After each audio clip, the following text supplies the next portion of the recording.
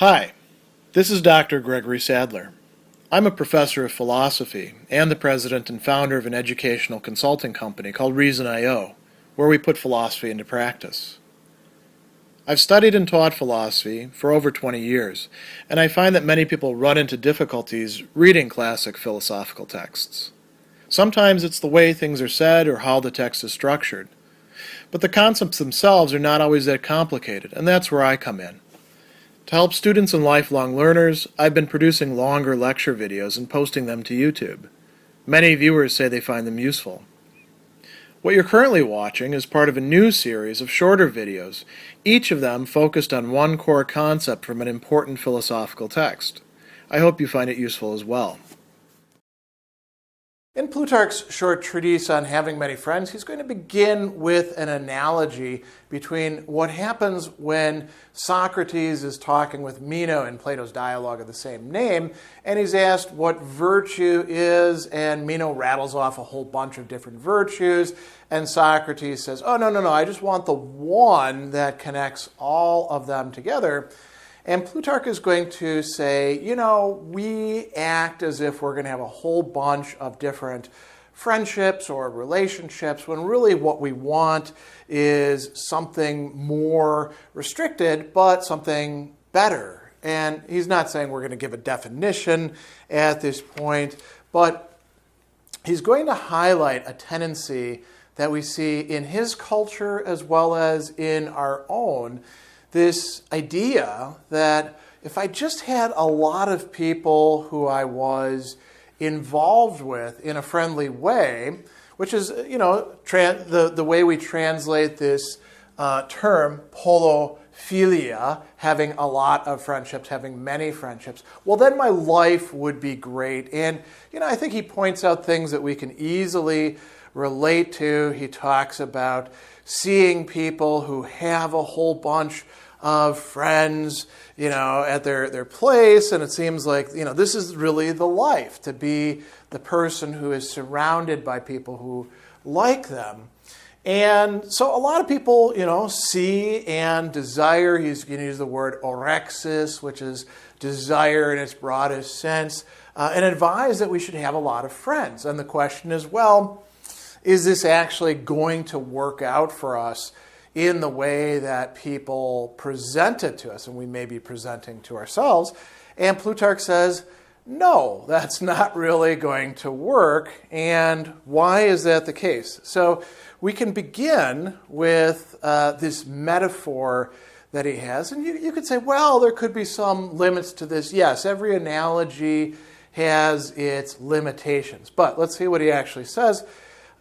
He tells us that a strong mutual friendship with many people is impossible, just as rivers whose waters are divided among many branches and channels flow weak and thin, so affection, naturally strong in a soul, if portioned out among many people, becomes utterly enfeebled. So, the more people that we're distributing our affection, and we might say also attention, and we're going to talk about this in a moment, time to, the less any of them actually get. And you can say, well, maybe you could establish a whole bunch of priorities. Well, if that's the case, you better have one really strong river so that it's not exhausted by the time that it gets to the people that you're really supposed to care about. So that's one interesting issue there. Another that perhaps is a better argument, he says, if you're going to be friends with somebody, you really have to get to know them. He brings up Aristotle's proverbial bushel of salt. You need to eat with somebody, spend a lot of time with them, and we make the mistake of thinking that because we hang out with somebody just for a little bit, that we are now friends, or because we are, acquaintances, perhaps even involved through virtual means, we are friends. You have to have time. And why do you need time? So that you can actually test and pass judgment on them to see whether they are what they present themselves as being, whether they are good, lovable people or not. And if you don't do that, well, then, you're not going to have good friends. And whatever friendship you do have is probably going to be problematic. He tells us that true friendship, alithine philia, seeks after virtue, intimacy, and usefulness. And how can you tell whether you're actually getting these things? Well, only by spending time with the person. Another issue that he brings up, which is quite interesting, is that friendship is supposed to produce something. It is supposed to, as he says, generate not just intimacy and companionship, but it's supposed to produce unity, right? True friendship creates unity among the people, keeps them united in this close fellowship. What if you have too many friends? What happens? The opposite effect. He tells us that having a multitude of friends produces disunion, and all of the words here are actually verbs. Poluphilia, diastasi, right? It sets things apart from each other. It sets them down apart from each other. So di means distanced in this case. Separation, apospa is the word there. And then divergence, apostrophe. So strephein is to twist or turn, right?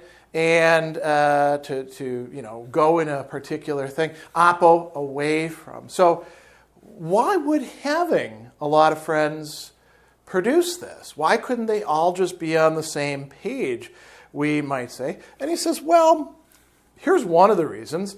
By calling one hither and thither and transferring one's attention now to this person, now to that, the issue that we saw just earlier, it doesn't permit any blending or close attachment of goodwill to take place in the intimacy that molds itself around friendship. And here he's going to go into a little bit more depth about this. He's going to say that it produces a kind of inequality. The term here is anomalion, right? The word that we get anomaly from. So a kind of not matching together, and embarrassment, or dusopia in this. Dus is always a bad thing, right?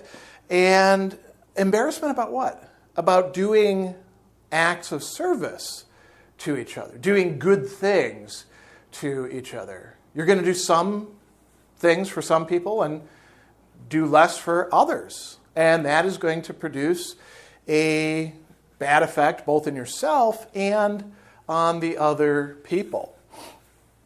Here he gets into a really interesting discussion about excuses or justifications, apologia, that people will make to each other when this inevitably happens, when they have a lot of friendships. So Plutarch says, he's not saying that this is the same in every person. There are some people who are irascible and they get upset about everything. But in general, if you tell somebody, I forgot, I was going to do this thing for you, but I forgot to do it, or I just didn't know that you needed this thing, somewhere we had a miscommunication, people will generally accept that without getting angry. And it's interesting that the term that he uses here is natios. And so there's no manus, no rage, right? The very rage that is talked about in the beginning of the Iliad. So no great anger, you could say. But if you tell somebody else after you don't help them out that, I was, like he says here, I did not appear with you when your case was in court because I was appearing with another friend. Or I didn't come and see you when you had fever because I was helping so-and-so entertain some friends, alleging as the reason for his inattention his attention to others, that doesn't work. Why not? Because it arouses this passion, which the Greeks, knew quite well, We call it jealousy. The Greek word for it is zelotupia. And it's different than envy. This is a bit of a side note. Sometimes people get envy and jealousy mixed up. Envy is wanting to have what somebody else has that we don't have, right? Jealousy is wanting to hold on to having, or at least the perception of having, something that we have and wanting other people to stay away. So if I'm friends with you and I have a fever and you're not coming to see me because you're spending time helping somebody else with their dinner party, I can feel very jealous. What's going on here? You're my friend. Why aren't you helping me, right? So this, if you have a lot of friends, you're going to wind up in situations like that. And people don't accept that as a valid excuse. Or if they do, there's usually some rancor that is going to go on. Another issue that comes up, and this is similar to something else that gets said a little bit later on. If you're going to have a lot of friends and you really want these to be true friendships, then you have to be ready to embrace what it is that true friendship involves. And one of the things that true friendship does require of each other is a sort of sharing, as he's going to say. Sharing what?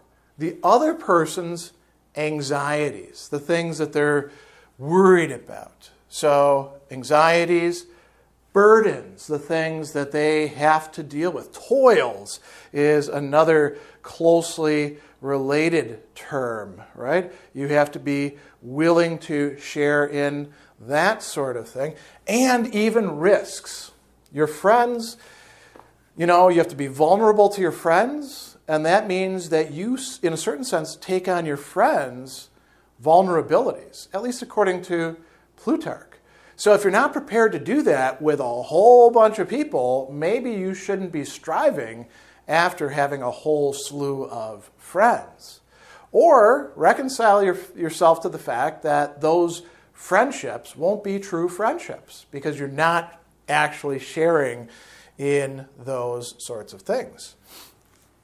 Kind of connected with this, he's got this great metaphor here of getting into the hornet's nest when we actually mean to be getting into the honeycomb of the bees.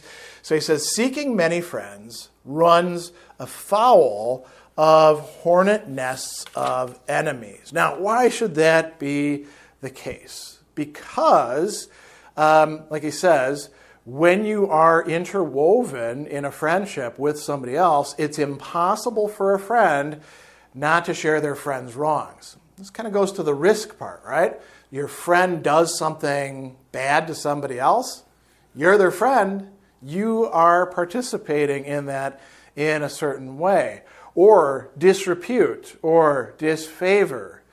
And he says, a person's enemies look with suspicion and hatred on his friend. It goes further than this, though. And again, he brings up the term jealousy, but here he talks about both jealousy and envy. And he talks about them as verbs, feeling these things. And he says that other friends are sometimes envious and jealous of your relationship with this friend who you're supporting, and they try to take you away from that friend. So, having too many friends can produce a lot of enmity, a lot of hatred, not just from your actual enemies, but from the other people involved in the friendship. Then, he kind of caps this by saying that the biggest obstacle of all, and obstacle here is translating the term enantioma. So enantios is being opposed, something that is the opposite, something that generates opposition or contradiction. And what is this? Well, so friendship comes into being through likeness, through homolites, something that the ancient Greeks had talked about quite a bit. A lot of friendships aren't just on the basis of need, but similarity. Similarity in what? So similarity in, as he's going to talk about, character, lives, opinions, feelings, priorities, we could say, motivations, all of that sort of stuff figures in there. If you really want to be friends with somebody, it's not enough to go to school with them, it's not enough to be neighbors, it's not enough to be on a sports team together. There has to be some connection that's based on you seeing the world in the same way. And he talks about, harmony that's involved here in friendship. So what happens if you have a whole bunch of friends? Can this actually work? And Plutarch says, no, it's not going to work. Why? Because you would have to be adjusting yourself, changing yourself, adapting yourself to people who don't actually share all these things in common. Now, you could say, well, wait a second. What if you had a big circle of friends and they were all in basic agreement about, what matters in life, how a person ought to behave? Plutarch doesn't actually address that, although, in some respect, that's what his own life kind of looks like. He does have a lot of friends who come to visit him and stay with him, so perhaps that could be an objection. But coming back to the text, what does he say? He tells us that it's not a fit thing to be unsparing of our virtue, uniting and intertwining it now with one, now with another, but only with those who are qualified to keep up the same participation. This is the greatest obstacle. Friendship comes into being through likeness. Who could actually adapt themselves to all of these different people without, creating problems? Friendship produces this likeness in all these different things. You're not going to have that if you're dealing with people who are unlike to each other. And so, these are all reasons why this ideal of having lots and lots of friends turns out, when we look at it more closely, to be impossible or impractical.